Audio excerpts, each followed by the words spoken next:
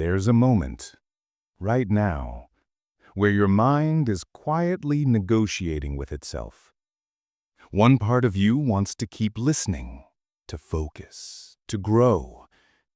The other whispers, maybe check your phone. Maybe do this later. You've lived this moment 1,000 times. That quiet battle between intention and impulse, it decides the shape of your entire life. We think our choices are free, but what if they're not? What if you're being guided, not by reason, but by invisible strings pulled by pleasure, comfort, and fear? And what if, hidden beneath all of that, there's a version of you that actually craves discipline, not as punishment, but as freedom? Every philosopher from Plato to Nietzsche has described the human soul as a battlefield. Plato called it a chariot pulled by two horses, one of appetite, the other of reason. Nietzsche called it a struggle between the will to comfort and the will to power, the deep urge to become something more than you are. Modern psychology calls it the dopamine economy. Your brain is constantly asking one simple question: what will make me feel good right now? But here's the twist. The more you chase quick pleasures, the less capable you become of enjoying anything at all. Like a tyrant who is indulged too long, your mind becomes dull, lazy, easily entertained, and quietly terrified of stillness. The pleasure trap. In ancient Rome, philosophers like Seneca warned about the softening of the soul, how luxury and abundance would make men weak. Today, we call that luxury the algorithm. Your apps, your snacks, your endless stream of entertainment, they are modern temples of distraction, designed to hijack your reward system. Each notification, each new clip, each fleeting laugh, a promise of meaning that never comes. It's not your fault.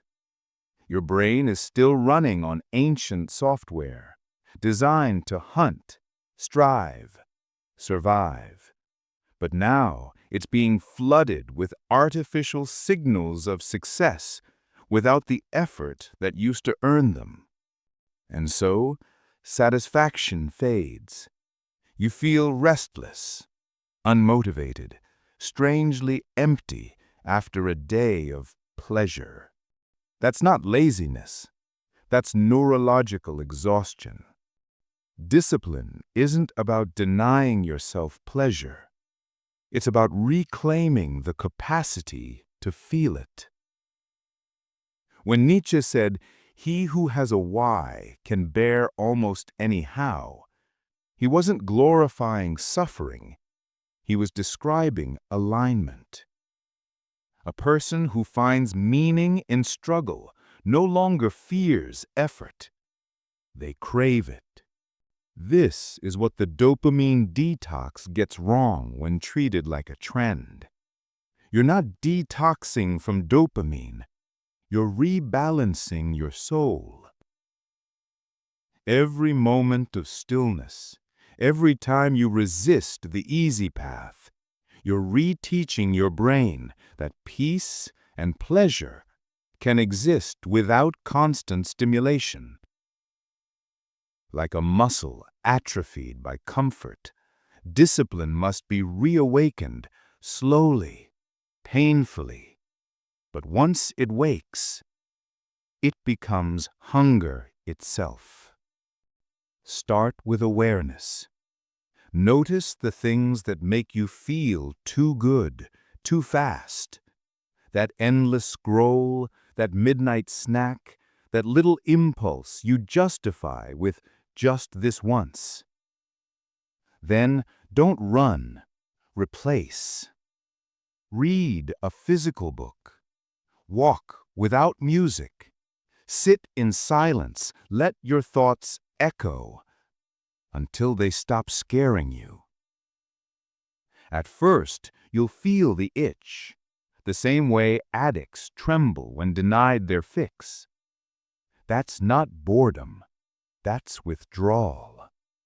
That's the sound of your mind recalibrating. Soon you'll notice something subtle. Your attention sharpens. Your curiosity returns. A task that once felt unbearable now feels almost sacred.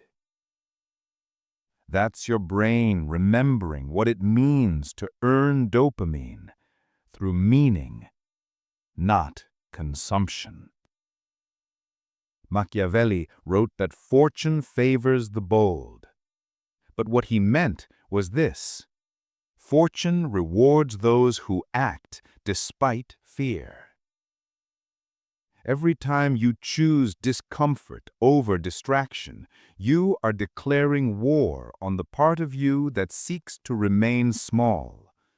You are forging the will, the same force Nietzsche saw as the source of all greatness.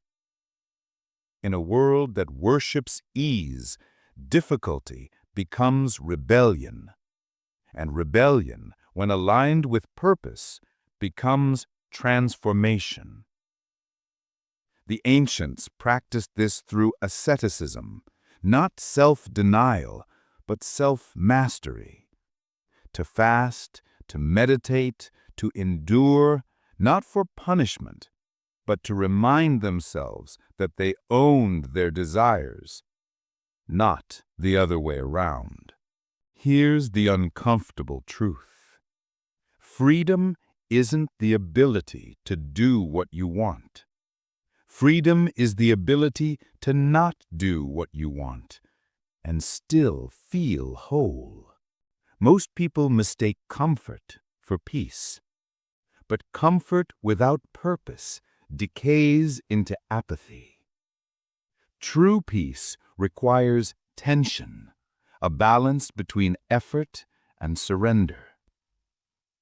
When you practice discipline, you're not killing joy, you're rediscovering it, because joy that is earned through effort carries the taste of meaning.